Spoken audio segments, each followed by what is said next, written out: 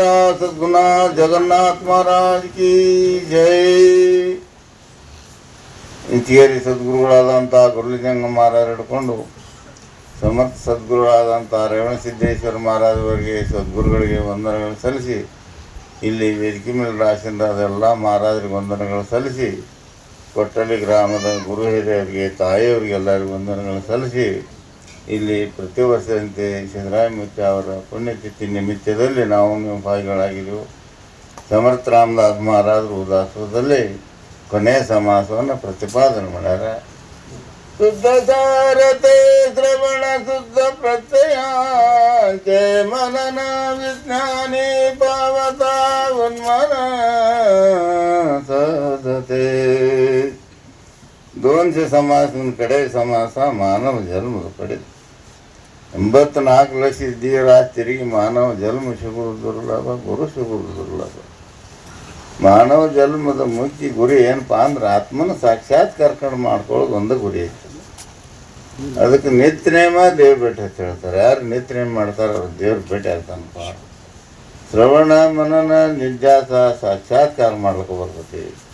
ಸದ್ಗುರುಗಳು ಅವ್ರ ಮನೆಯಿಂದ ಮನೆಗೆ ಗುಡಿಸಲುವರೆಗೆ ನೀವು ಬಂತು ಕೈ ಬಿದ್ದು ಕಾಲು ಬಿದ್ದು ಹೇಳ್ತಾರೆ, ನೀವು ಹೆಣ್ಣಲ್ಲ ಗಂಡಲ್ಲಪ್ಪ, ಶುದ್ಧ ಪರಬ್ರಹ್ಮ ಅದು ದೇವ್ರದಿರಿ ನೀವು. ಈ ಸಪ್ತಾಹದ ಮೂಲ ಉದ್ದೇಶ ಏನಪ್ಪ ಅಂದ್ರೆ ನಾವು ನೀವು ಉಪದೇಶವನ್ನು ಧ್ಯಾನ ಮಾಡೋದಂದ. ಅರಸಮ್ಮ ಸದ್ಗುರುಗಳು ಬಂದು ನಿಮ್ಗೆ ಹೇಳ್ತಾರೆ, ಉಪದೇಶದವ್ರಪ್ಪ ಧ್ಯಾನ ಮಾಡಿರಿ ಮುಕ್ತ ಆಗ್ರಿ ಅಂತ ಹೇಳ್ತಾರೆ. ಹಂಗೆ ಸಮರ್ಥ ರಾಮದಾಸ್ ಗಿರಿಮಲ್ಲೇಶ್ವರ ಮಹಾರಾಜರು ಅವರು ಮಠದಾಗ ಒಂದರ ಹೇಳೋದಕ್ಕಾಗಿ ಜಮಖಂಡಿ ತಾಲೂಕದಾಗ ಅವರು ಅಲ್ಲೇ ಶ್ರಾವಣ ಮುಗಿಸಿದ್ರು. ಅಲ್ಲಿ ಏನಾಗಿತ್ತಂದ್ರೆ ಅವ್ರ ಶ್ರಾವಣ ಮುಗಿಸಿ ಅವರು ಕುಸ್ತಿ ಮಾಡಿಸಿದ್ರತ್ರ. ಕುಸ್ತಿ ಮಾಡೋಣ ಪಂಜಾಬ ಆಂಧ್ರ ಆ ಕಡೆ ಎಲ್ಲ ಪೈಲ್ವಾನರು ಭಾಳ ಬಂದಿದ್ರು ಮಂದಿ. ಅಲ್ಲಿ ಏನಾಗಿತ್ತಂದ್ರೆ ಒಬ್ಬ ಪೈಲ್ವಾನ, ಪಂಜಾಬದ ಪೈಲ್ವಾನ, ಅವಾಗ ಪೈಲ್ವಾನ್ಗೆ ಜೋಡಿಲ್ಲಾಗೋಣ ಟುಮ್ಕಿ ಬೇಡಿ ಚಾಲು ಮಾಡಿದತ್ತವ.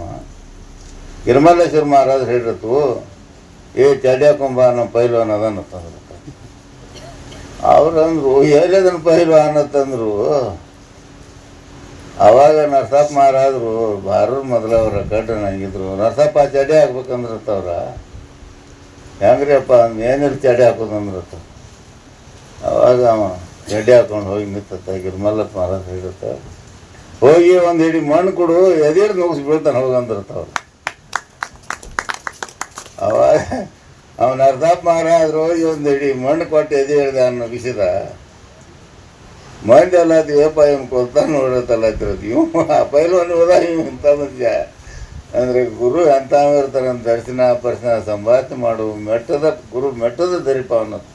ಅವಾಗ ಅವನು ಪಳಿಯ ಮ್ಯಾಗ ತೊಗೊಂಡು ಸುತ್ತಾಕಿದ್ವಿ ಪುಂಡ್ಲ ಬಗ್ದಾನ ಅಲ್ಲ ಅಲ್ಲೇ ಅನ್ನೋದು. ಹಂಗೆ ಸದ್ಗುರುಗಳ ದರ್ಶನ ಪರ್ಶನ ಸಂಭಾಷಣೆ ಮಾಡು ಮುಕ್ತ ಮಾಡು ಸದ್ಗುರುನಲ್ಲಿಕ್ಕೆ. ಆ ಪ್ರಕಾರ ನಾವು ಅವನಿಗೆ ಗುರು ಹೇಳಿದ ಪ್ರಕಾರ ನಿತ್ಯ ನಮ್ಮ ಧ್ಯಾನ ಮಾಡಿ ನಮ್ಮನ್ನ ಕೈ ಹಿಡಿದು ಗುರಿ ಮುಟ್ಟಿದ ಮಾತು ರಾಜಾದಿರಾಜ್